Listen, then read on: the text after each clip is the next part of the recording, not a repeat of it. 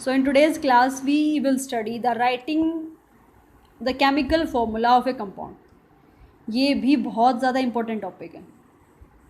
अगर आपको किसी भी कंपाउंड का केमिकल फॉर्मूला कैसे लिखते हैं नहीं पता है तो केमिकल रिएक्शंस कैसे लिखेंगे, ठीक है, वो हम कैसे कैलकुलेट कर सकते हैं, नहीं कर पाएंगे. सो मान लिया हमने बोल दिया कि भाई सोडियम क्लोराइड की रिएक्शन हो रही है वाटर के साथ, या फिर जिंक सल्फेट की रिएक्शन हो रही है जिंक उसके कॉपर के साथ. सो ये सब रिएक्शंस कैसे लिखेंगे? अगर हमें उसका फॉर्मूला नहीं पता होगा तो हम उसका प्रोडक्ट जो है वो कैसे प्रेडिक्ट कर पाएंगे, राइट? और ना ही उस एलिमेंट के अंदर उसकी रेशो जो है वो हम डिटरमाइन कर पाएंगे. सो केमिकल फॉर्मूला बेसिकली क्या बताता है कि कोई भी कंपाउंड जैसे कि NaCl, तो उसके अंदर उन एलिमेंट्स की रेशो क्या होगी. तो NaCl कब बना है? जब एक सोडियम का एटम और एक क्लोरीन का एटम कंबाइन हुआ है, दैट इज़ 1:1 रेशो में अगर वो कंबाइन हुए हैं तो हमारे पास सोडियम क्लोराइड बना है. लेकिन अगर एल्यूमिनियम क्लोराइड बनाना है तो AlCl3, Al is the symbol of aluminium and Cl is the symbol of chlorine. तो AlCl3 अगर बनाना है, एल्यूमिनियम क्लोराइड अगर बनाना है, तो हमें चाहिए 1 एल्यूमिनियम एटम और 3 chlorine atom, that is 1:3 ratio में चाहिए. सो ये रेशो कैसे डिफरेंट हो गई यहाँ पे? कैसे हम प्रेडिक्ट कर सकते हैं कि किस रेशो में जो है एलिमेंट्स कंबाइन होंगे और वो हमारा पर्टिकुलर कंपाउंड बनेगा, ठीक है. सो किसी भी कंपाउंड का अगर हमें केमिकल फॉर्मूला बनाना है, केमिकल फॉर्मूला लिखना है, तो सबसे पहले हमें जानना पड़ेगा सबसे पहले उसका हमें याद होना चाहिए एटॉमिक नंबर. सो जो एटॉमिक नंबर्स मैंने लिखवा रखे हैं आप प्लीज़ उन्हें याद कर लेना, अदरवाइज केमिकल फॉर्मूलाज नहीं लिख पाओगे. सो एटॉमिक नंबर, सबसे पहले उस पर्टिकुलर एलिमेंट का क्या याद होना चाहिए? Atomic number. उसके बाद एटॉमिक नंबर के बाद वैलेंसी क्या होती है ये पता होनी चाहिए. तो उस एटम की वैलेंसी क्या होगी ये हम कैलकुलेट करेंगे. उसके बाद उसके ऊपर वैलेंसी के अकॉर्डिंगली क्या आता है? उसके ऊपर चार्ज आता है, क्योंकि जितनी वैलेंसी होगी उतने ही इलेक्ट्रॉन्स वो डोनेट कर पाएगा, उतने ही इलेक्ट्रॉन वो एक्सेप्ट करेगा, और एक्सेप्ट करने के कारण उसके ऊपर चार्ज आएगा नेगेटिव चार्ज, और अगर वो डोनेट करता है तो उसके ऊपर चार्ज आएगा पॉजिटिव चार्ज. तो उसके ऊपर चार्ज क्या होगा ये हम कैलकुलेट करेंगे. एंड आफ्टर दैट हम क्या लिखेंगे? उसका केमिकल फॉर्मूला, उस पर्टिकुलर कंपाउंड का केमिकल फॉर्मूला, ठीक है. जो जो एलिमेंट्स उस रिएक्शन में पार्टिसिपेट कर रहे हैं उनका हमें एटॉमिक नंबर पता होना चाहिए, उनकी वैलेंसी निकालनी आनी चाहिए, उनका चार्ज कैलकुलेट करना आना चाहिए. उसके बाद हम क्या लिखेंगे? उसका केमिकल फॉर्मूला, राइट? क्लियर है? नाउ ये तो हमारे हो गए स्टेप. सो सबसे पहले हमें ये सब चीज़ें पता होनी चाहिए. और सेकेंडली केमिकल फॉर्मूला जो है हम उनकी सिंबॉलिक फॉर्म यूज़ करके लिखेंगे. तो जो भी एलिमेंट्स रिएक्ट कर रहे हैं, जिन भी एलिमेंट्स को कंबाइन करके कोई मॉलिक्यूल बन रहा है, तो उन एलिमेंट्स के हमें सिंबल्स भी जो है याद होने चाहिए, राइट? आगे चले. Now the writing the chemical formula, steps for the writing a chemical formula. So number 1, सबसे पहले हम क्या लिखेंगे? उस पर्टिकुलर एलिमेंट्स के सिंबल, जो जो एलिमेंट्स हम यूज़ कर रहे हैं उनके सिंबल्स. साथ में हम उसको इलस्ट्रेट करते चलते हैं. मान लिया हम सोडियम क्लोराइड ले रहे हैं, दैट इज़ कॉमन सॉल्ट, ठीक है. सोडियम क्लोराइड का फॉर्मूला हमें बनाना है, या फिर हम कहें कि हम एक सोडियम को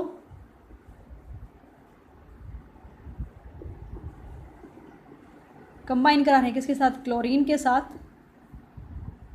और हमारे पास प्रोडक्ट क्या मिल रहा है? सोडियम क्लोराइड, ठीक है. प्रोडक्ट हमें क्या मिल रहा है? Sodium chloride, right?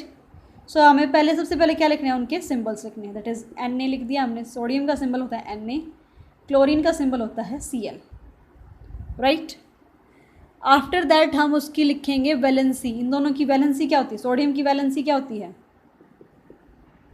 1. ये एक इलेक्ट्रॉन डोनेट कर सकता है, और इसकी वैलेंसी कितनी होती है? क्लोरीन की भी 1.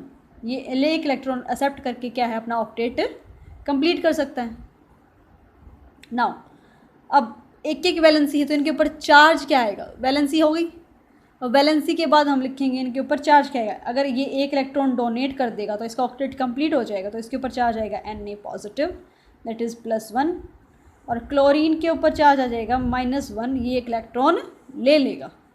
ठीक है, तो सेकेंडली हमें क्या लिखना है, इसकी वैलेंसी लिखनी है उन एलिमेंट्स की, दोनों एलिमेंट्स की जो जो पार्टिसिपेट कर रहे हैं रिएक्शन के अंदर।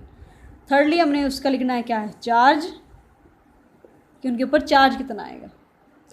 एंड फोर्थ हम क्या करेंगे, क्रिस क्रॉस, जो चार्ज आए हैं उनको क्रॉस मल्टीप्लाई कर देंगे, दैट इज़ इसको लिखेंगे यहाँ पे और इस नंबर को लिखेंगे सोडियम के आगे, दैट इज़ Na के आगे लिखेंगे, इनके साइन हटा देंगे, प्लस और माइनस जो चार्ज लिख रखे हैं ना, ये साइन नहीं लिखेंगे, सिर्फ नंबर लिखेंगे 1, और क्लोरीन के आगे 1 है, सो 1 को लिखने की ज़रूरत नहीं है।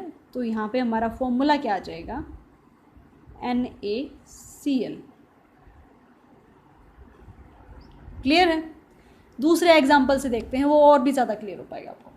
ठीक है, बहुत ही common example, that is carbon dioxide, CO2 होती है ना, जैसे मान लिया हमें फॉर्मूला पता नहीं है, सो कार्बन डाइऑक्साइड बनानी। सो कार्बन डाइऑक्साइड में कौन कौन है, कार्बन और ऑक्सीजन पार्टिसिपेट कर रहे हैं। तो सबसे पहले हमें उनके सिंबल्स लिखने, लिख दिए हमने कार्बन और ऑक्सीजन। ठीक है, कार्बन डाइऑक्साइड के अंदर कौन कौन होते हैं, कार्बन और ऑक्सीजन, सो हमने उनके सिंबल्स लिख दिए। उसके बाद लिखनी हमने उनकी वैलेंसी, कार्बन की वैलेंसी क्या होती है 4, ऑक्सीजन की वैलेंसी कितनी होती है, स्पीक अप 2, क्योंकि इसकी आउटरमोस्ट शेल में 6 इलेक्ट्रॉन होते हैं, अगर 2 और ले लें तो इसका ऑक्टेट कंप्लीट हो जाता है, तो इसकी वैलेंसी कितनी होती है 2। ठीक है, अब वैलेंसी के अकॉर्डिंगली इसके ऊपर क्या होगा, चार्ज होगा। ठीक है, तो क्या करेंगे, अगर बेसिकली एक बात बताऊं, वैलेंसी लिख दी ना, चार्ज मत लिखो। चार्ज आयनिक कंपाउंड्स में लिखा जाता है, कार्बन डाइऑक्साइड एक आयनिक कंपाउंड नहीं है। इतना क्लियर है? तो क्या हो जाएगा, अब सिंपली क्या करेंगे, क्रिस क्रॉस। ठीक है, सो इनकी वैलेंसी लिखो यहाँ पे, क्या हो जाएगा, अभी क्रिस क्रॉस कैसे करेंगे, चार्ज को तुम अवॉइड ही कर दो हर एक केस में। इतना क्लियर है? अब सिंपली हमें क्रॉस करना है, क्रॉस मल्टीप्लिकेशन, मतलब ये 4 आ जाएगा ऑक्सीजन के आगे और ये 2 आ जाएगा कार्बन के आगे, सो दैट इज़ 2, और ऑक्सीजन के आगे आ जाएगा 4। रेशो हम कैसे निकालते हैं, मिनिमम नंबर, मिनिमम रेशो निकालते हैं। रेशो कैसे निकालते हैं, अगर 2:4 कर रहे हो, इसका मतलब क्या है 1:2 बराबर होते हैं ना। 2:4 का मतलब क्या है, 2/4, दैट इज़ इसको अगर हम कट कर दें तो ये हो जाएगा 1:2। सो मिनिमम तक रिड्यूस करते हैं ना रेशो को, तो यहाँ पे रेशो क्या आ जाएगा 1:2। सो कार्बन 1 O2, 1 को हम लिखते नहीं है, तो ये हमारे पास क्या आ जाएगा, कार्बन डाइऑक्साइड का symbol, chemical formula that is CO2। इतना क्लियर है? तो सिंपली चार्ज को तुम अवॉइड कर दो फॉर द सिंप्लीफिकेशन, क्योंकि कुछ कंपाउंड्स भाई आयनिक होंगे, कुछ कंपाउंड्स होंगे नॉन आयनिक। ठीक है, तो चार्ज जो है सिर्फ आयनिक कंपाउंड के लिए यूज़ किया जाता है, नॉन आयनिक के लिए नहीं। लेकिन तुम्हें तो पता नहीं ना कौन से एलिमेंट्स आयनिक होंगे, कौन से नॉन आयनिक, तो इसीलिए तुम क्या करो, चार्ज को लिखना अवॉइड करो। ठीक है, तो सबसे पहले लिखेंगे हम उसका सिंबल, उसके बाद वैलेंसी, एंड फिर कर देंगे क्रिस क्रॉस, और हमारा जो आ जाएगा molecular formula of that compound, it is chemical formula of that compound. Right, चलो एक एग्जांपल और करते हैं। Now writing the chemical formula या फिर molecular formula of ionic compounds हम पढ़ते हैं अभी। ठीक है, अब क्लियरली मैंने मेंशन कर दिया कि ये सारे के सारे कंपाउंड्स क्या होंगे, आयनिक कंपाउंड होंगे। तो स्टेप्स क्या होंगे for writing the formula, steps क्या होंगे, फर्स्ट इज़ हम क्या लिखेंगे, उसका सिंबॉलिक फॉर्म लिखेंगे उन एलिमेंट्स की, क्या क्या सिंबल्स हैं। ठीक है, एलिमेंट्स के सिंबल लिखेंगे। उसके बाद उनकी valency, then charge, and then charge को हम कर देंगे क्या, criss cross, that is cross multiplication कर देंगे उनकी। ठीक है, सो फर्स्ट एग्जांपल देखते हैं, that is magnesium chloride. Magnesium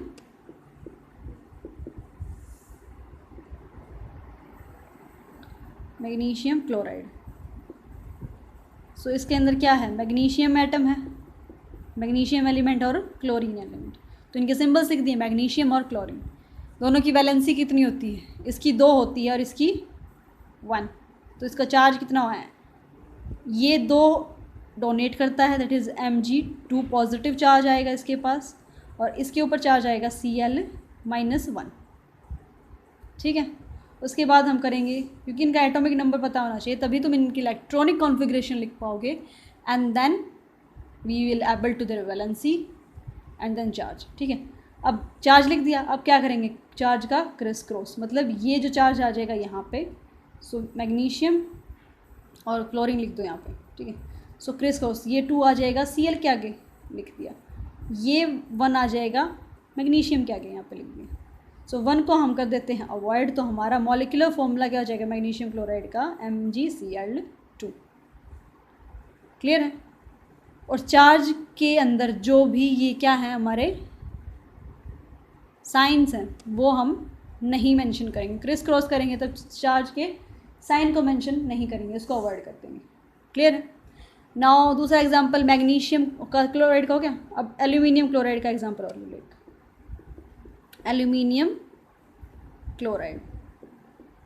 ठीक है, एल्यूमिनियम है, क्लोरीन है, क्लोरीन के ऊपर चार्ज, उसकी वैलेंसी 1, एल्यूमिनियम की वैलेंसी होती है 3। ठीक है, तो इसके ऊपर एल्यूमिनियम के चार्ज होता है +3 और क्लोरीन के ऊपर चार्ज होता है -1। चार्ज हम कैसे निकालते हैं, यूजिंग वैलेंसी, और वैलेंसी निकालने के लिए हमें क्या पता होना चाहिए, उसका एटॉमिक नंबर। ठीक है, सो ये हो जाएगा this criss cross, so aluminium chlorine लिखेंगे, सो क्लोरीन के आगे आ जाएगा 3, ये 3 आ जाएगा कहाँ पे, क्लोरीन के आगे, और ये -1 जो है, 1 जो है यहाँ पे वो आ जाएगा एल्यूमिनियम के आगे। तो हमारा फॉर्मूला हो जाएगा, 1 को हम अवॉइड कर देते हैं, 1 को मेंशन करने की ज़रूरत ही नहीं ना, तो AlCl3। सो एल्यूमिनियम क्लोराइड का फॉर्मूला क्या होगा, AlCl3। सो कुछ एग्जांपल्स दे रही हूँ जो आपको होमवर्क में करने हैं। ठीक है, so here are the homework questions, आपके ये है होमवर्क में करने हैं, या तो आप इनका स्क्रीनशॉट ले लो। ठीक है, या फिर वो वीडियो को पॉज करके ये सारे के सारे जो कंपाउंड्स हैं इनके फॉर्मूला उतार लो, वर्ड फॉर्मूले दे रखे हैं और इनके आपको लिखने हैं केमिकल फॉर्मूलाज। ठीक है, और ये आपको सेंड करना है ग्रुप के अंदर, डेफिनेटली मैं कल चेक करूँगी। ठीक है, सो ये आपका होमवर्क है और आपको ग्रुप में जो है ये सॉल्व करके सेंड करना है, right. So attempt these questions, अगर कोई नहीं आता है, डाउट आता है तो आप मेंशन कर देना। Thank you.